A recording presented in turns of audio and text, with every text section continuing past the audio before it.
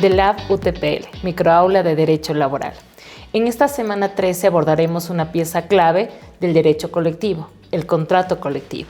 El propósito de este episodio es clarificar su naturaleza jurídica, los requisitos para su negociación y registro y los puntos críticos que suelen determinar su validez y eficacia práctica. Partiremos con una pregunta guía. ¿Qué convierte a un contrato colectivo en un instrumento jurídicamente sólido y aplicable?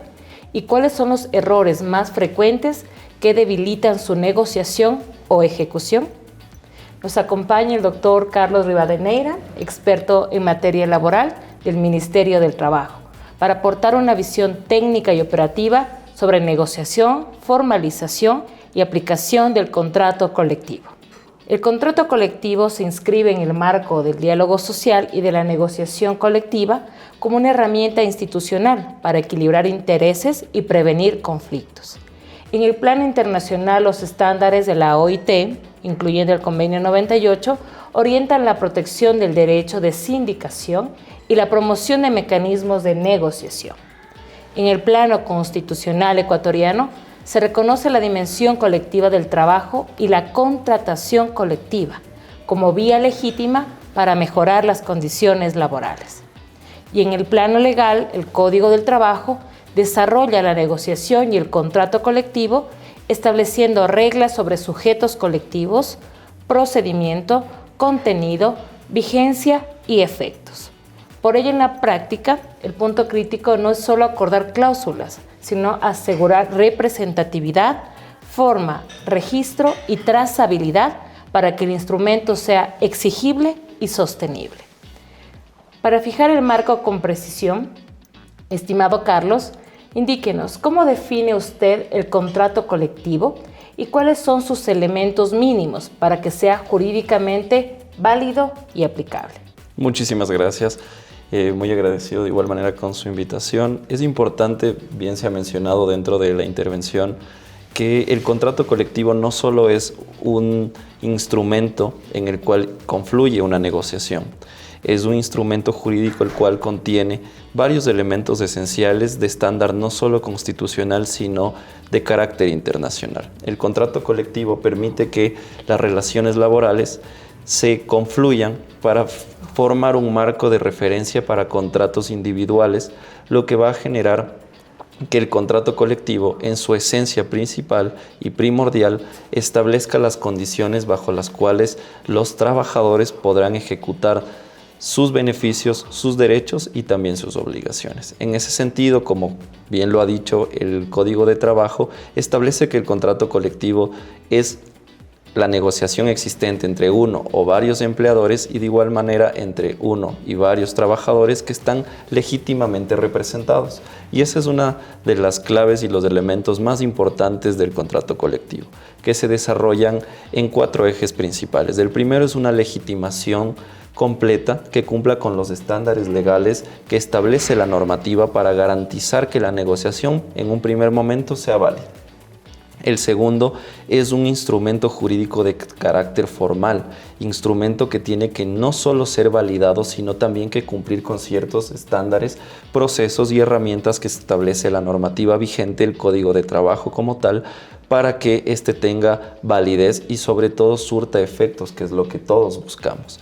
El tercer elemento y muy importante es que tengan aspectos y elementos mínimos. Me refiero a aspectos y elementos mínimos como salarios, remuneraciones, horarios, vacaciones y demás beneficios que permitan que el empleador y el trabajador confluyan sus voluntades para tener espacios laborales seguros, eficientes y sobre todo garantizando sus derechos.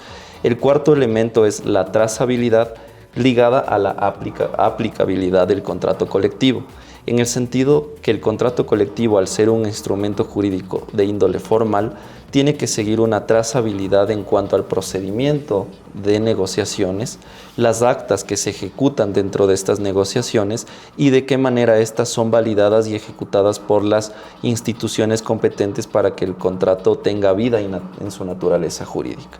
En ese sentido, la aplicabilidad del contrato es el elemento fundamental porque no solo basta con su suscripción y su aceptación, sino también con la aplicación de las cláusulas, de los elementos y del cumplimiento cabal de obligaciones que esto involucra. Carlos, y desde su experiencia ya institucional, ¿cuáles son los errores más frecuentes que observa en la negociación o ejecución de contratos colectivos? Y de forma práctica, ¿qué 3 recomendaciones daría para negociar con técnica, dejar trazabilidad y asegurar cumplimiento efectivo una vez vigente el contrato? Muchísimas gracias nuevamente por la pregunta. Creo que es necesario que podamos entender que hacia una negociación, no solo en materia laboral, sino dentro de las teorías de negociación, tenemos que ir sin sesgos. Y es importante que ambas partes, si bien tienen su postura, podamos clarificar estas a través de los pliegos que se ejecutan. Estos pliegos permitirán que nuestros sesgos sean netamente objetivos y no hablemos desde la percepción e interés personal, sino como bien tiene la esencia del contrato colectivo para su generalidad. En ese sentido, los errores más comunes que existe dentro de la legalización de los contratos laborales, al menos dentro del Ministerio del Trabajo y también a raíz de la regulación del código, es la falta de legitimación. La falta de legitimación es un problema que día a día existe en las relaciones laborales, en el sentido que no se encuentran los trabajadores sindicalizados y no sindicalizados legítimamente representados por las autoridades que se sientan en la mesa de negociación. Este ha sido el error más frecuente, que en muchos de los casos permiten que el contrato no tenga la validez suficiente, porque no ha tenido una construcción interna previa dentro del sindicato, dentro del comité de empresa, lo cual genera que exista un conflicto no directamente entre el empleador y el trabajador, sino intereses contrapuestos dentro del mismo sindicato de trabajadores. El segundo error que les puedo mencionar, y es quizás más común que el anterior, radica en que esta falta de legitimación se involucre a través de la falta de construcción en la aplicación del contrato colectivo. ¿Y por qué denomino la falta de construcción en la aplicación del contrato colectivo? Es debido a que el contrato tiene que verse ejecutado no solo a través de diversas áreas, porque no es mejor contrato el que contiene mejores cláusulas, sino las que mejor se cumplen. Y estas aristas en la negociación es deficiente porque muchas veces las máximas que se plantean tanto de trabajador como de empleador no llegan a ejecutarse porque no existen los procedimientos financieros, administrativos que vayan acorde al cumplimiento del contrato, lo que va a generar una afectación en los derechos y evidentemente un incumplimiento del mismo. Como tal, yo daría las 3 recomendaciones importantes para una efectiva negociación. Sería que exista primero una legitimación acorde a los procedimientos normativos que establece la ley, que se pueda dar una legitimación que confluya a todos los trabajadores dentro de una empresa, sea pública o privada, para que estos de manera interna definan de manera puntual y correcta los pliegos a los cuales asistirán para ejecutar una negociación. En un segundo momento es que la negociación se desarrolle en un ámbito de conocimiento normativo y legal, porque en muchos de los casos el desconocimiento del parámetro y el paraguas legal que recoge el Código de Trabajo no son cumplidos a raíz de los pliegos que anteriormente les mencionaba. Y el último es que tengamos una trazabilidad específica en mesas técnicas de trabajo, en acercamientos constantes entre el trabajador y sus empleadores, en aspectos no solo jurídicos, sino también financieros, sino también dentro de los subsistemas de talento humano, para que de esta manera podamos tener una arista completa y a la hora de llegar a la mesa de negociación y suscripción lo hagamos con parámetros técnicos que nos permitan sobre todo lo que queremos, que es una oportuna ejecución del contrato.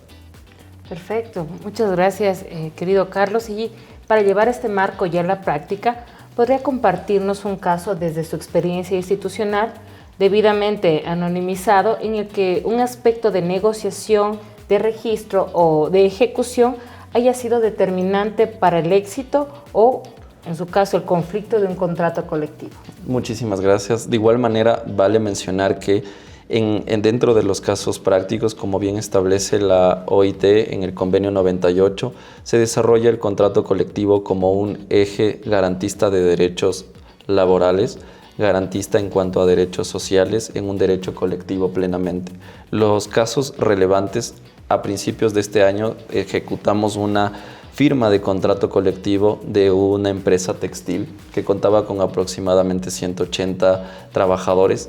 El problema jurídico que existía dentro de esta negociación es que el pliego de peticiones conflictuaba con la normativa vigente, porque se les quería ejecutar pagos extras fuera de los pagos extraordinarios y suplementarios que recoge la normativa. En ese sentido, una de sus pretensiones, como mencionaban con anterioridad, no estaba sujeta al ámbito normativo legal en el Ecuador. Otro de los procesos que generó un problema jurídico a detalle fue que la legitimidad nuevamente no se encontraba plenamente válida. ¿Y por qué lo digo? Porque el sindicato, el cual estaba representando a los trabajadores, tenía aproximadamente 39 trabajadores que no estaban de acuerdo con su construcción y ellos habían generado su propio colectivo que jurídicamente no tenía validez y no estaba invitado a la mesa de negociación. Este inconveniente nos propuso varios inconvenientes a la vez de que dentro de sindicatos y un colectivo el uno tenía vida jurídica y el otro no lo tenía.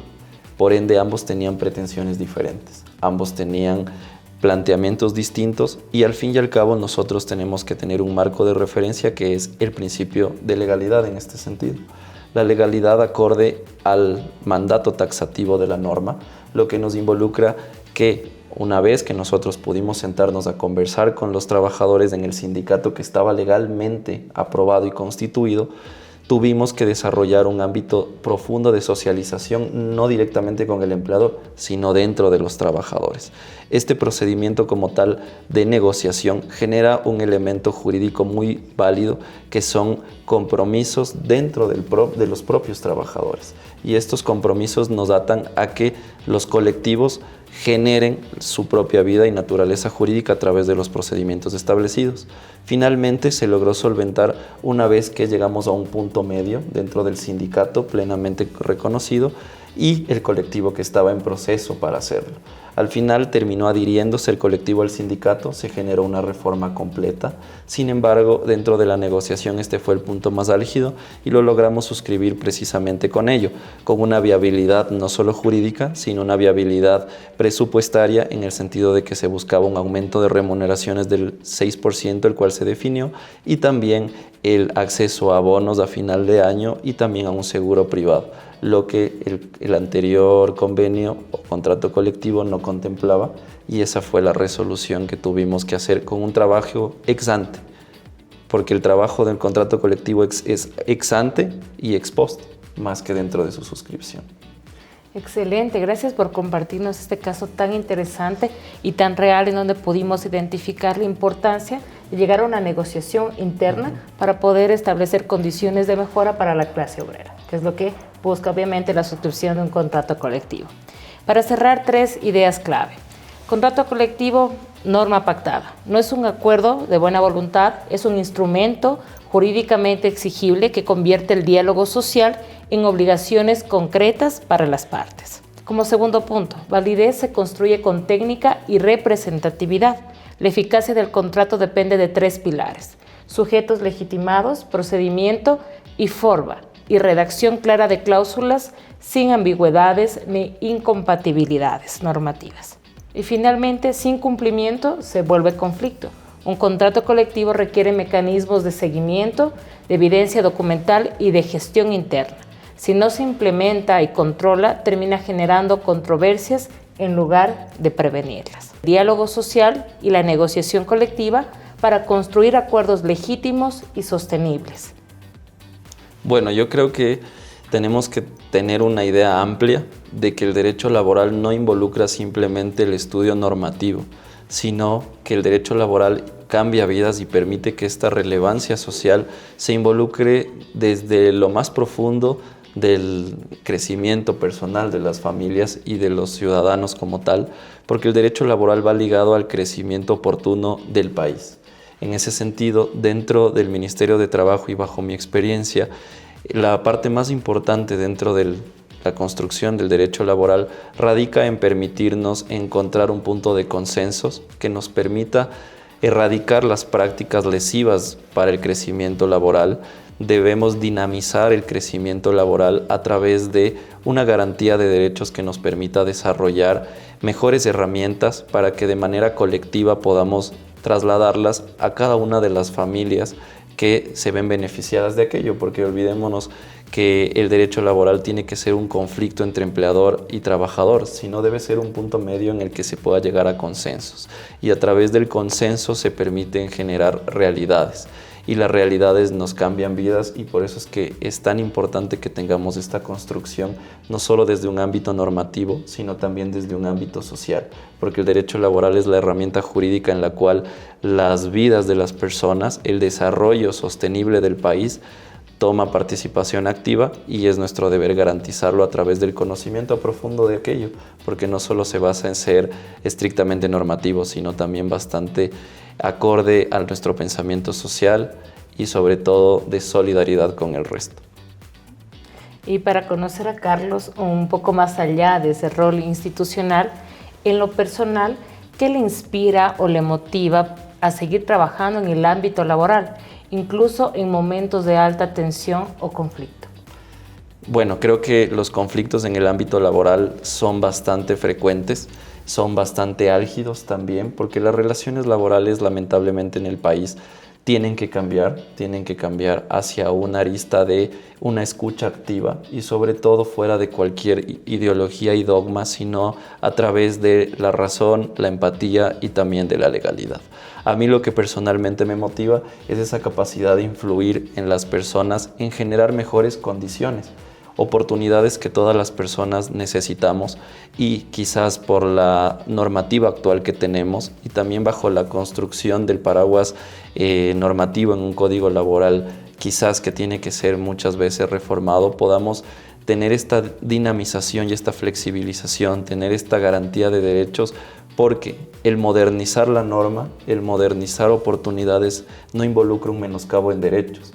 Y esto es lo que a mí me motiva, generar esa modernización del ámbito laboral para que podamos, en respeto de los derechos y garantías, tener mejores condiciones para trabajar todos, porque si todos tenemos un empleo y un trabajo a quien debernos, nuestras familias estarán tranquilas y sobre todo nosotros como país creceremos. Entonces creo que desde el ámbito del derecho laboral, la construcción de herramientas jurídicas válidas, programas como el que está desarrollando la UTPL y también esta vinculación con ejes no solo técnicos sino sociales, confluyen para que podamos tener este tratamiento diferente al derecho laboral, que es lo que tanta falta nos hace. Y es lo que yo intento promover y es lo que yo busco como profesional y en el ejercicio de mis funciones diarias. Muchas gracias por permitirnos conocer un poco más al ser humano detrás de ese experto en derecho laboral. Muchísimas gracias. En definitiva, la contratación colectiva es una herramienta estratégica de gobernanza laboral. Permite ordenar la relación de trabajo con reglas claras, reducir esas asimetrías y anticipar soluciones antes de que el conflicto escale. Un contrato colectivo bien negociado mejora condiciones con legitimidad, aporta certeza para empleadores y trabajadores, disminuye la litigiosidad y fortalece el diálogo social como vía institucional de paz laboral. Su valor no está solo en las cláusulas, sino en el proceso, en la técnica, representatividad, buena fe y mecanismos de cumplimiento que convierten el acuerdo en una realidad efectiva. Con esto finalizamos el episodio de hoy en DELAB UTPL, Microaula de Derecho Laboral. Nuestro agradecimiento al Dr. Carlos Rivadeneira por su valioso aporte. Si este contenido le resultó útil, compártalo y acompáñenos en el siguiente episodio, donde continuaremos abordando temas clave del derecho laboral con un enfoque práctico y con rigor jurídico.